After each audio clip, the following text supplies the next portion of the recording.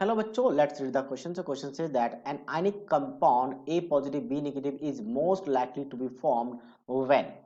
अब मुझे चार ऑप्शन गिवन है ना, चार ऑप्शन में मुझे सिर्फ दो ही चीज दिख रहा है, एक आयोनाइजेशन एनर्जी और दूसरा मुझे दिख रहा है इलेक्ट्रॉन एफिनिटी। तो ए और बी का आयोनाइजेशन एनर्जी और इलेक्ट्रॉन एफिनिटी की बात करेंगे, चार ऑप्शन में बस यही है।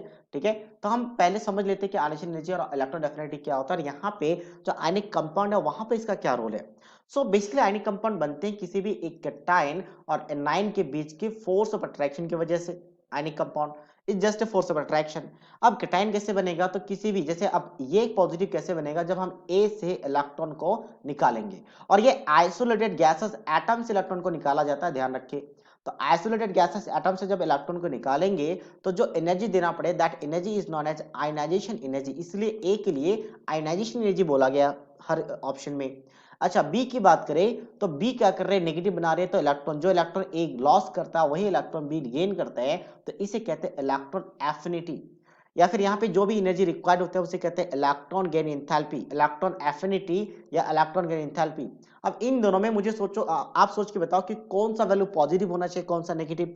तो जो एब्जॉर्ब करते हो पॉजिटिव, जो रिलीज करते हो वो नेगेटिव। यहाँ की बात करें तो इलेक्ट्रॉन को रिमूव कर रहे हैं, मींस आउटर मोस्ट इलेक्ट्रॉन को रिमूव कर रहे हैं, तो ऑब्वियसली मुझे एनर्जी देना पड़ेगा।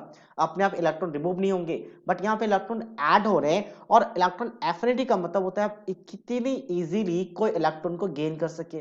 तो इजीली इलेक्ट्रॉन को गेन करेगा तो एनर्जी को रिलीज करेगा, तो ये नेगेटिव होगा। अब फेवरेबल कंडीशन क्या है, अगर मैं फेवरेबल कंडीशन की बात करूं शॉर्ट में एफएबी, तो हमारे पास आयनिशन एनर्जी कैसा होना चाहिए। तो आयनिशन एनर्जी हमें देना पड़ रहा है एनर्जी, तो हम अगर कोई चीज बना रहे हैं हम चाहेंगे कि कम से कम चीज देना पड़े, क्योंकि हम इंसान थोड़े मतलबी होते हैं। तो आयनिशन एनर्जी क्या करेंगे, हम लो रखेंगे, लो रखेंगे मतलब कम देंगे।